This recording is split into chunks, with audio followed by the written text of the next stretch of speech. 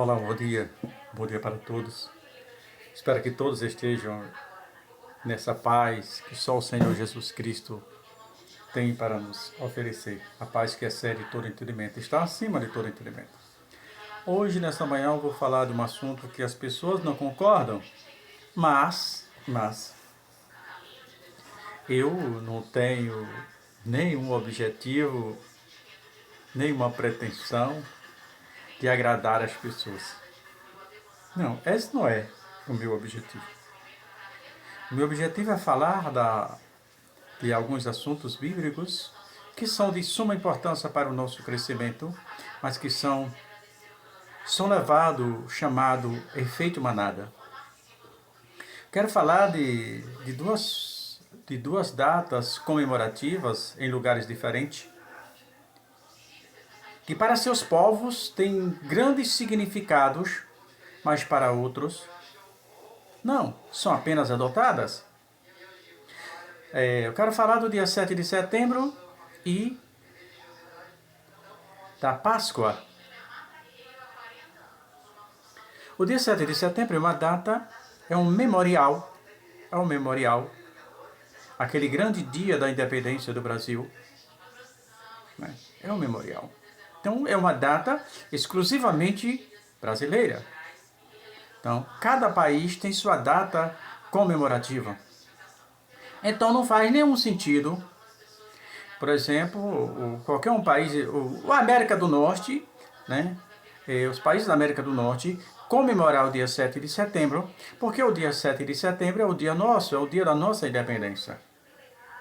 Não é diferente com a Páscoa. As pessoas misturam a Páscoa com a ceia do Senhor, com outras coisas, mas a Páscoa não. A Páscoa é uma festa exclusivamente israelitas. É uma festa deles. É um memorial.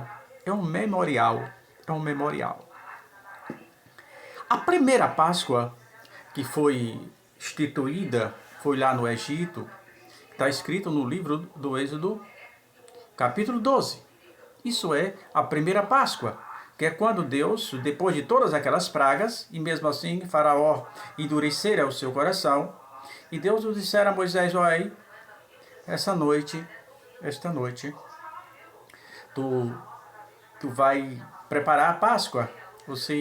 Ou melhor, você vai matar cada um carneiro, ou um cabrito, na verdade. Se a família for pequena, junta duas famílias, não pode comer isso, não pode comer aquilo, pode comer a fissura, tem que enterrar os miúdos do carneiro, tem que fazer tudo. E você vai fazer, já vai ficar pronto, as roupas prontas no corpo, tá tudo pronto no corpo, tudo pronto para a viagem. E você vai pegar, vai assar. Tinha que ser carne assada. A carne assada, e não podia sobrar nada do outro para outro dia. Era noite, e naquela noite não podia sobrar nada. Nada. Tinha que comer tudo, aquela carne assada. Porque se a família fosse pequena, tinha que juntar duas famílias para poder oferecer, fazer aquele sacrifício. Depois que aquela carne estava bem assada, tinha que ser literalmente assada, existe uma erva bem amarga, e eles envolviam aquela carne na erva, naquele caldo, naquele molho ardiloso, e comia. Eles praticamente não sentiam o sabor da carne pela ardilosidade daquele molho, daquela carne que era ardilosa. Que ali estava representando, aquela carne estava representando o sofrimento deles no Egito. E o sangue eles iam passar no umbral da porta. Porque assim como naquela noite, como nas noites anteriores às outras pragas, essa praga tinha uma finalidade específica. E o anjo do Senhor viria e saberia que na casa que tinha aquele sangue ali, significa que era um israelita. E o anjo não ia matar israelita, só ia matar egípcio. Então o que é que fez? Aí o anjo do Senhor. E eles assim o fizeram. E eles fizeram conforme o Senhor o ordenara. Está no livro do Êxodo, no capítulo 12. E à noite o anjo veio e cumpriu a promessa aqui do Senhor. E matou todos os primogênitos do Egito. E Faraó não teve outra alternativa a não ser liberar os filhos de Israel. E assim os filhos de Israel saem para o deserto. 2 anos depois, está no livro de Números, no capítulo 8, ou melhor, no livro de Números, no capítulo 9, do livro de Números, você vai encontrar Deus ordenando, aí já é agora a segunda Páscoa, 2 anos depois da primeira Páscoa, Deus ordena a Moisés que isso seria um memorial e que todo de tempo em tempo, isso é de ano em ano certamente, que fala de tempo em tempo, os filhos de Israel teriam que refazer, ou melhor, fazer esta Páscoa em memorial à saída, em memória à saída do Egito.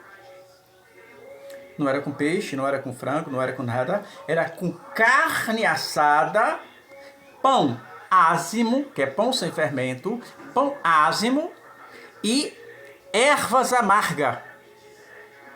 Carne assada, pães ázimos, pães sem fermento e ervas amargas. Era assim que era realizada a primeira Páscoa.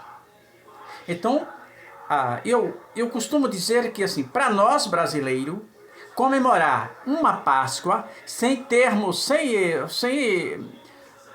nós não fomos escravos no Egito. Então, a Páscoa é para os israelitas para trazer a memória da escravidão, dos 430 anos de escravidão no Egito. Então, esta é uma festa exclusivamente dele. Nós, brasileiros, seguindo a Bíblia, vamos para o que Paulo nos ensina, que fala da ceia do Senhor, que é outra coisa completa, diferentes, com elementos diferentes.